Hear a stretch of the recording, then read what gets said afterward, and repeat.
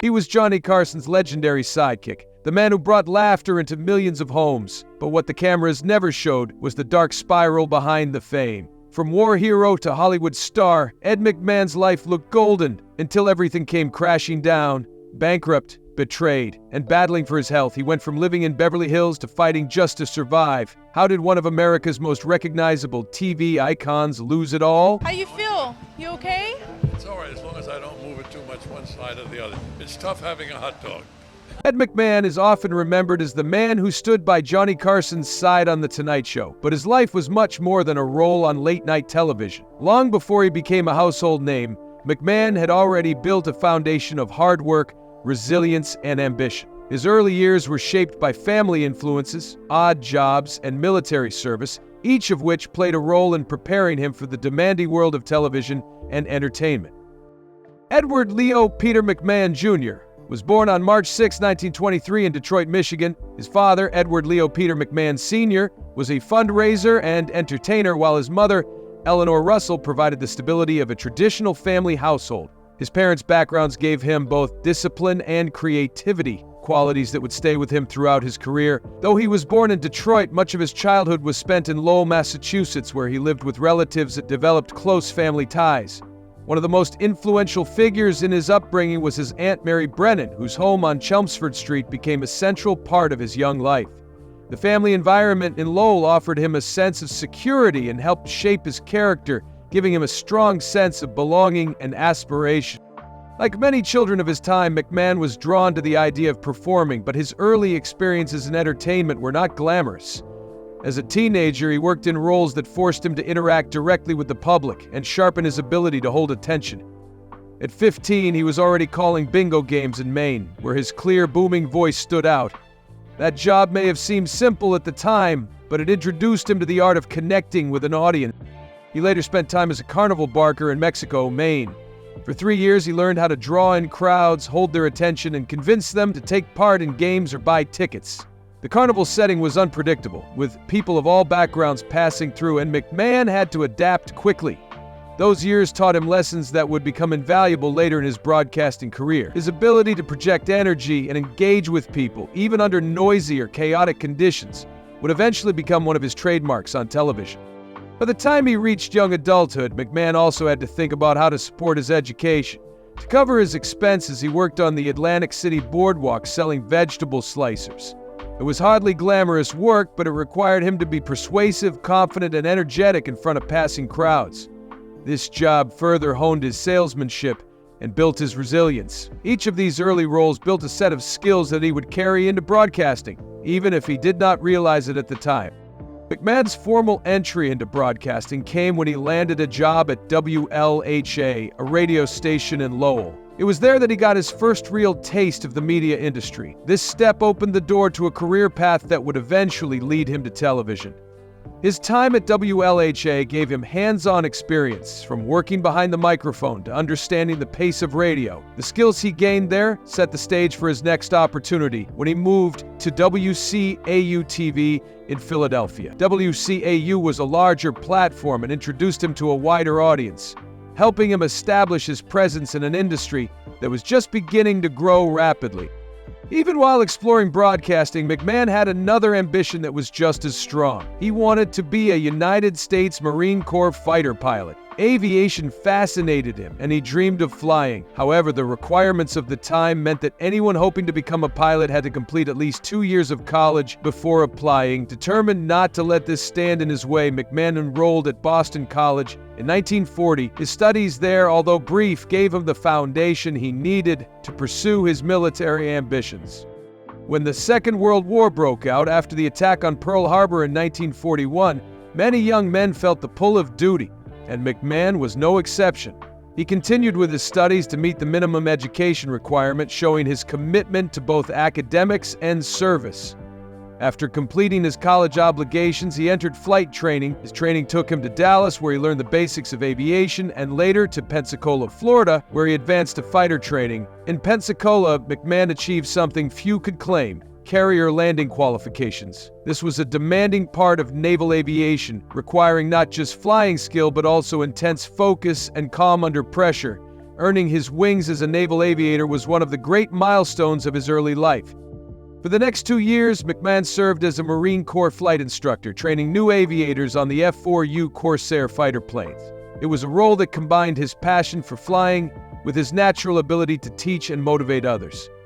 He helped prepare a new generation of pilots for the challenges of war, passing along not just technical knowledge, but also the discipline required in combat aviation. His trajectory seemed to be heading toward active duty in the Pacific Fleet in 1945, but history took a turn. The atomic bombings of Hiroshima and Nagasaki brought about Japan's surrender, and McMahon's orders were canceled. In one sense, he was spared the dangers of combat, but his contribution as an instructor had already been significant. McMahon's service did not end with the conclusion of World War II.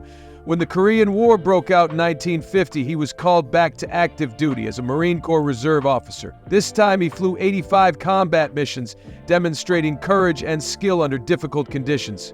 His service earned him 6 Air Medals, honors that recognize not just participation, but excellence in combat flying. These experiences shaped his character further, showing his resilience under pressure and his loyalty to duty.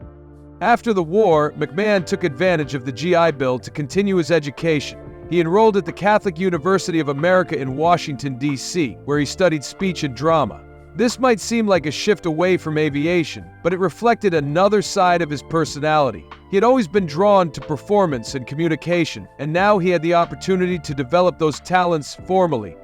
Studying drama and public speaking gave him tools that would later define his broadcasting career. Even after his active duty ended, McMahon remained connected to the military. He continued serving in the Marine Corps Reserve and the National Guard, maintaining his commitment to the armed forces. His dedication was formally recognized decades later in 1982 when he received an honorary commission as a brigadier general. This honor was not just symbolic. It acknowledged his years of service, his contributions during 2 wars, and his continued support for military causes. It also reflected the respect he had earned, not just as a television personality, but as a serviceman who had given much to his country. By the time McMahon was ready to fully dedicate himself to broadcasting, he had already lived through experiences that demanded discipline, courage, and perseverance. His early jobs, his years in radio, his time as a salesman, and his military service all added layers to his character. These experiences made him more than just a television announcer. They gave him depth, presence, and authority that audiences could feel. He had stood in front of crowds at carnivals, flown fighter planes, trained pilots, and faced the risks of war. When he eventually took his place on stage or in front of a camera, he carried all of that with him. This combination of grit, resilience, and communication skill explains much of why Ed McMahon became such a trusted and familiar face in American homes. His career may have been rooted in entertainment, but it was built on foundations that ran much deeper. Ed McMahon's personal life was as eventful and layered as his career. Behind the polished smile and commanding presence that audiences saw on television, he experienced love, heartbreak, responsibility, and moments of personal struggle. His 3 marriages, the children he raised, and the challenges he faced in balancing fame with family life paint a picture of a man who lived fully, but not without complications. McMahon's first marriage began just as the Second World War was coming to an end. On July 5, 1945, he married Alice Frell. At the time, McMahon was serving as a flight instructor in the Marines, and like many men of his generation, he wanted to start building a family once the war years were behind him. The marriage between Ed and Alice lasted nearly 3 decades, which by any measure is a long time, especially for someone working in the entertainment industry. Together, they had 4 children: Claudia, Michael, Jeffrey, and Linda. During those years, McMahon was building his career, moving from smaller television roles toward the spotlight he would eventually hold on The Tonight Show. Life at home with Alice and the children provided a grounding influence. The marriage had its joys, but over time it also faced pressures. The demands of McMahon's career, combined with the changes that naturally occur in long relationships, eventually created distance between them. After nearly 30 years together, the couple separated in 1972. Their divorce was finalized in 1974. For McMahon, it was the end of a long chapter, one that had been filled with both the happiness of raising a family and the challenges of maintaining a relationship under the strain of a public career. Even after his first marriage ended, McMahon did not step away from the idea of love. He found companionship again, and on March 6, 1976, he married Victoria Valentine. Their relationship was different from his first marriage in many ways, as it came during a time when McMahon was firmly established in the world of television. He was already widely recognized across America, which brought its own set of challenges to his personal life. Despite the spotlight, Ed and Victoria chose to expand their family through adoption. In 1985, they adopted a daughter, Catherine Mary, and this decision reflected McMahon's continuing commitment to family and fatherhood. While the marriage brought moments of joy, it too encountered difficulties. After more than a decade together, Ed and Victoria divorced in 1989. Their separation was not just emotional, but also financial. McMahon agreed to provide substantial support, reportedly around $50,000, 0 cents a month in spousal and child support. This level of responsibility highlighted his sense of duty. Even when relationships ended, he remained committed to ensuring that his family was looked after, but it also placed an enormous financial burden on him, which would become even more significant in the years ahead as his fortunes changed. For many people, 2 divorces would be enough to discourage them from marrying again, but Ed McMahon remained hopeful and open to finding love once more. In February 1992, just 3 months before he concluded his legendary run on The Tonight Show, he married for the 3rd time. His bride was Pamela "Pam" Hearn, who was 37 years old at the time. Their ceremony took place near Las Vegas, and it marked another fresh start in McMahon's life. This marriage brought not just companionship, but also a blended family. Pam had a son named Alex from a previous relationship, and he became part of McMahon's family circle. Adding to the closeness of the occasion, McMahon's adopted daughter, Catherine, played an important role at the wedding as the best person, a title that reflected the bond they shared. McMahon's 3rd marriage, like his earlier ones, brought with it both happiness and challenges. By this stage of his life, he was already well into his 60s, and his career had been firmly established for decades. He was financially generous not only to Pam, but also to support her interests. One of the most notable examples of this generosity was his financial backing of Pam's clothing company. Her designs were well received, with items appearing in prestigious department stores such as Saks Fifth Avenue and Neiman Marcus. Despite the early promise, the business ultimately struggled, and the investment added to the financial pressures that McMahon would face later.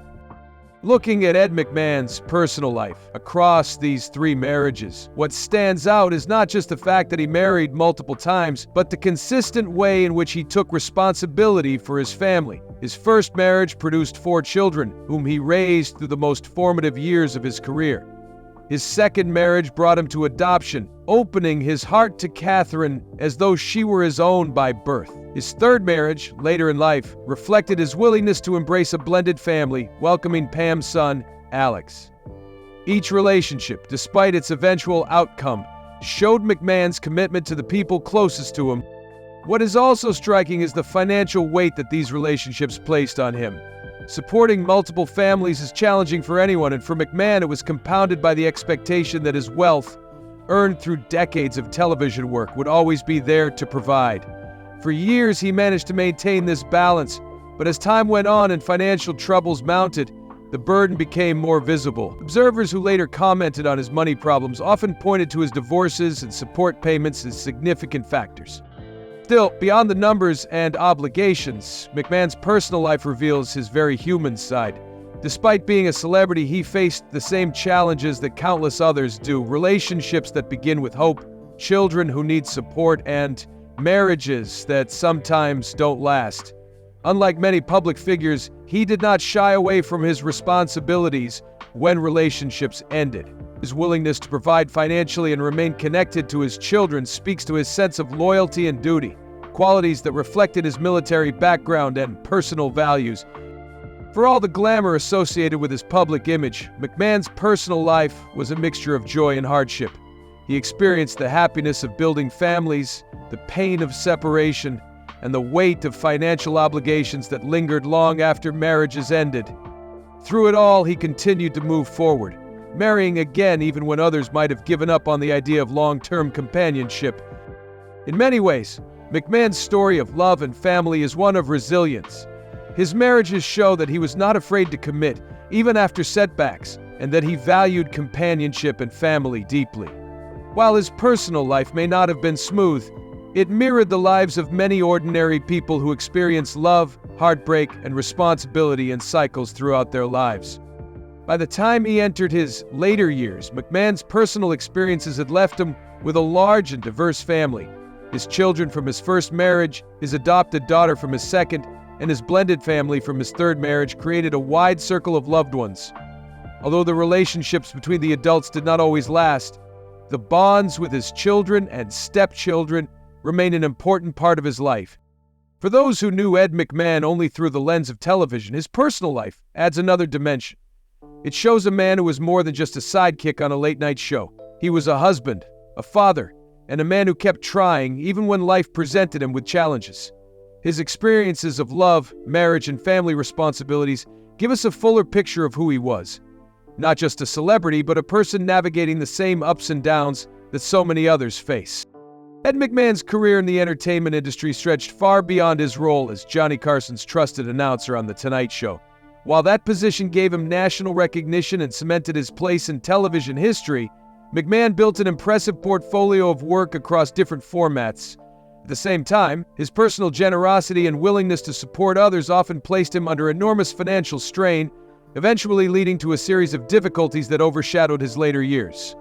His professional accomplishments and financial troubles tell two parallel stories, one of success and influence, and another of challenges that followed him despite his achievements. When McMahon joined Johnny Carson on The Tonight Show in 1962, he brought with him years of experience from radio, television, and live performance. His booming voice, warm presence, and perfect timing made him an ideal counterpart to Carson's wit and charm. For 3 decades, McMahon played the role of sidekick, introducing guests, laughing at Carson's jokes, and creating the chemistry that helped the show become a cultural institution. To the public, McMahon was more than an announcer. He was the man who helped set the stage for some of the most memorable moments in American television. However, when Carson retired in 1992, McMahon faced the challenge of finding his own path. Instead of fading into the background, he continued to work, hosting and appearing in numerous shows. One of his most successful ventures outside The Tonight Show was his role as host of Star Search. The talent competition show ran for more than a decade and became a platform that introduced audiences to new performers, many of whom went on to have major careers in music, comedy, and acting. McMahon's steady hand as host gave the program a sense of credibility and warmth, while his familiarity with audiences made it appealing to viewers across the country. Beyond Star Search, McMahon also co-hosted a variety of other television programs. He worked with Dick Clark on TV's Bloopers and Practical Jokes, a lighthearted show that showcased funny and unexpected moments in television and everyday life. The combination of McMahon and Clark proved successful, and their partnership extended beyond the show. Together, they became the public faces of American Family Publishers sweepstakes, appearing in commercials and on entry forms that promised people the chance to win millions.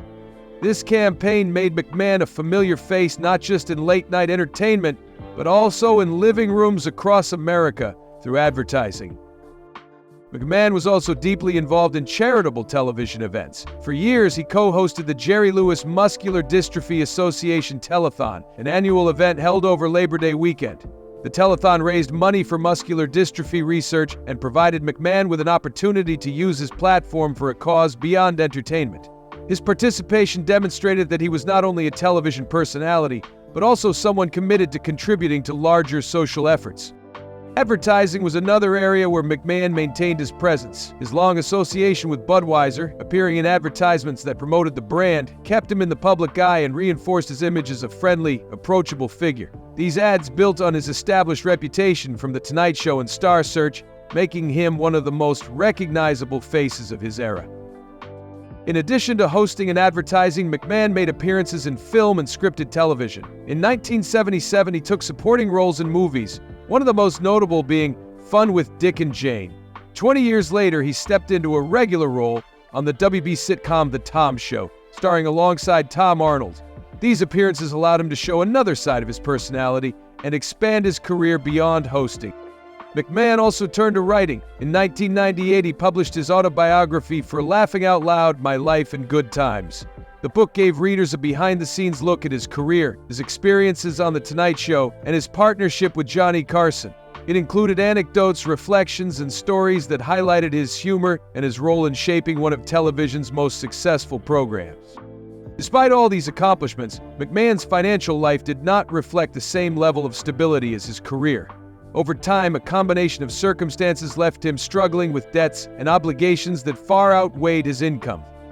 One of the most public examples of his financial troubles was the foreclosure of his Beverly Hills home. He had taken out a $5 million 0-cent mortgage but fell behind on payments, owing around $644,000. 0 cents.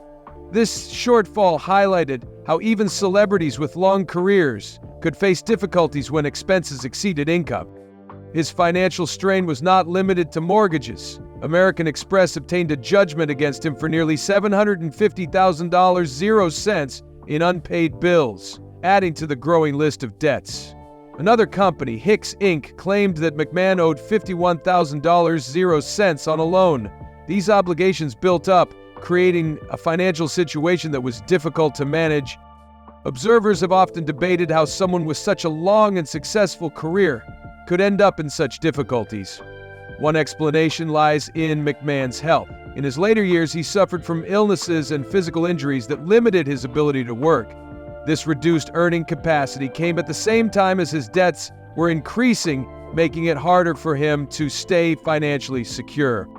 The broader economy also played a role. The downturn in the housing market and wider economic challenges contributed to the loss of his home and added to the pressure he was facing. Even someone with decades of success in entertainment was not immune to these larger economic forces. Another important factor was McMahon's generosity. Those who knew him described him as a man who enjoyed sharing what he had with others. He often carried cash, handing out large tips to service workers and giving freely whenever he could. While this generosity reflected his kind-hearted nature, it also contributed to his financial problems. Over time, the constant giving and spending became unsustainable, particularly as his income declined.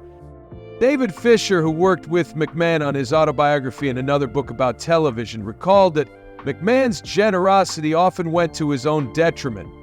His joy in making others happy was genuine, but it was also one of the reasons his finances became unmanageable. His financial support extended to family as well. During his third marriage, he invested heavily in his wife Pam's clothing company. Although the designs were well received and even featured at high-end department stores, the business eventually struggled and declined. McMahon's financial involvement in the venture added significantly to his overall burden. Another surprising factor in his financial troubles was his lack of residuals from The Tonight Show. Despite working alongside Carson for 30 years, McMahon did not receive income from the later release of DVD box sets featuring the show. For someone whose career was so closely tied to that program, the absence of ongoing income from it was a significant loss. His financial problems were compounded further by a serious fall in 2008 when he was 85 years old. The accident left him with a broken neck and greatly limited his ability to work. Even in pain, McMahon honored his commitments, reviewing a manuscript for a book just days after the fall, rather than seeking immediate medical treatment. This level of dedication showed his strong work ethic, but also demonstrated how his health challenges directly affected his ability to generate income. Looking at the arc of Ed McMahon's career and financial life, there is a striking contrast. On the one hand, he was a household name who appeared on some of the most watched and beloved programs in American television history. He was trusted, familiar, and admired by millions. On the other hand, he was a man struggling to maintain financial stability, burdened by debts, medical expenses, and the consequences of his own generosity. His story serves as a reminder that fame and fortune do not always guarantee financial security. McMahon's life illustrates how success in the public eye can coexist with personal challenges that remain hidden until they become unavoidable.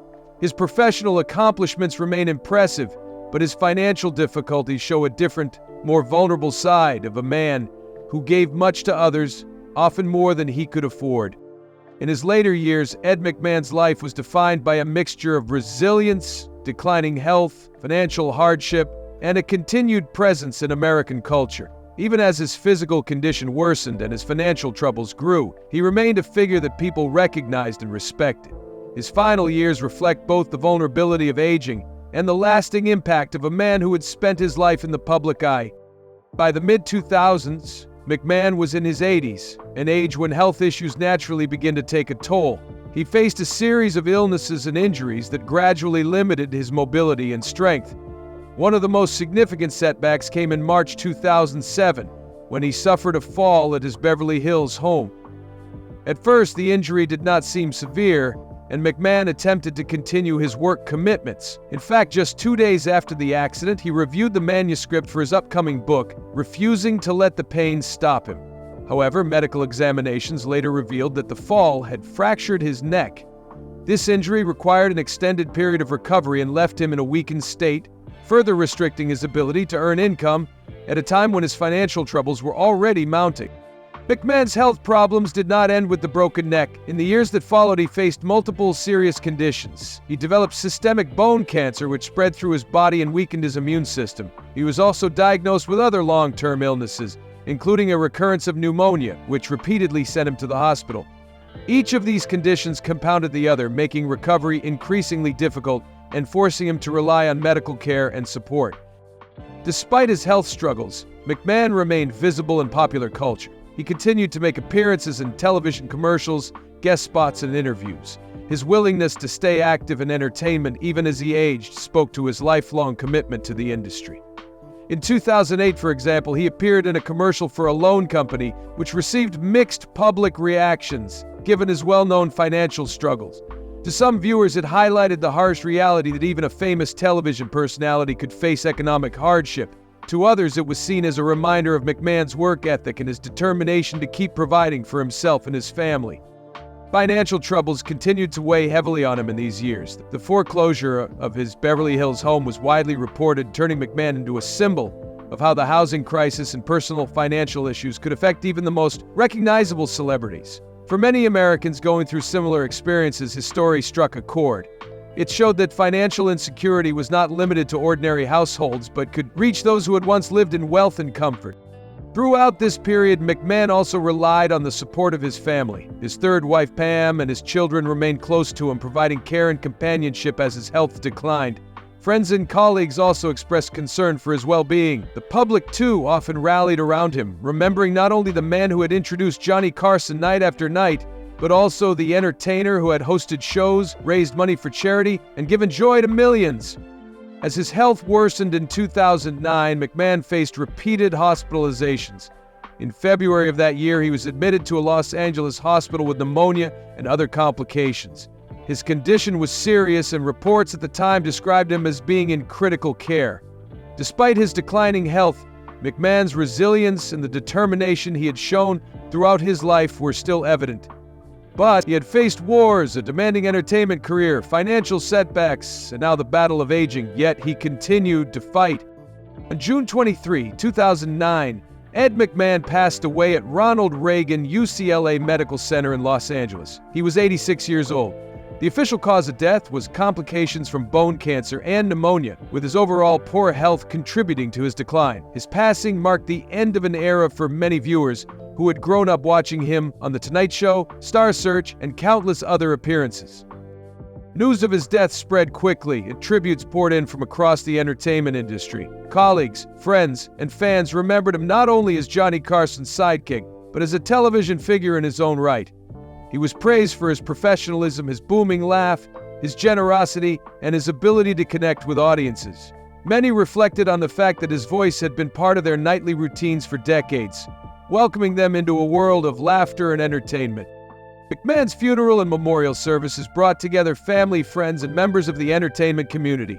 He was remembered not only for his career, but also for his military service, his role as a father and husband, and his enduring presence in American culture. The ceremony reflected the different stages of his life: his service in the Marine Corps, his decades in television, and his relationships with the people who knew him best. Looking back at his life, McMahon's final years highlight both the fragility and the strength of a man who had lived through extraordinary experiences. His health struggles showed the physical toll of aging, while his financial difficulties illustrated the challenges of managing wealth and responsibility over a long career. Yet, his continued work, even in the face of these struggles, revealed his resilience and determination. He refused to retreat from the public eye or to give up on his role as an entertainer, even when circumstances made it difficult. His legacy is complex but deeply human. On one level, he will always be remembered as the man who stood beside Johnny Carson, setting up punchlines and filling living rooms with laughter. On another level, he represents a reality that even those who achieve fame and success are not immune to life's challenges. He experienced love, loss, financial hardship, and illness, but he continued to move forward. For many Americans, Ed McMahon remains a symbol of a bygone era of television, when late-night shows carried a sense of stability and comfort. His presence was reassuring, his laugh infectious, and his voice instantly recognizable. Beyond the screen, his generosity and kindness left lasting impressions on those who knew him personally. Though his life ended with difficulties, his contributions to entertainment and his influence on American culture endure. The story of his final years also serves as a reminder of the importance of recognizing the people behind the public image. McMahon was not just a celebrity, but a man who faced the same vulnerabilities that countless others do. His battles with illness, his financial worries, and his reliance on family in his last days mirror the experiences of many who grow old. In this way, his story remains relatable, even for those who never experienced the bright lights of television. Ed McMahon's death in 2009 came just weeks before the passing of Michael Jackson and Farrah Fawcett, creating a summer of high-profile losses that marked a turning point in American popular culture. While others may have captured headlines with more sensational stories, McMahon's passing carried its own weight. He represented stability, tradition, and the reassuring presence of a familiar figure who had been part of American life for decades. Today, more than a decade after his passing, his legacy lives on through recordings of The Tonight Show, reruns of Star Search, and the countless memories of those who watched him night after night. His voice, laughter, and professionalism remain part of the history of television, and his life story continues to offer lessons about resilience, generosity, and the realities of both success and hardship.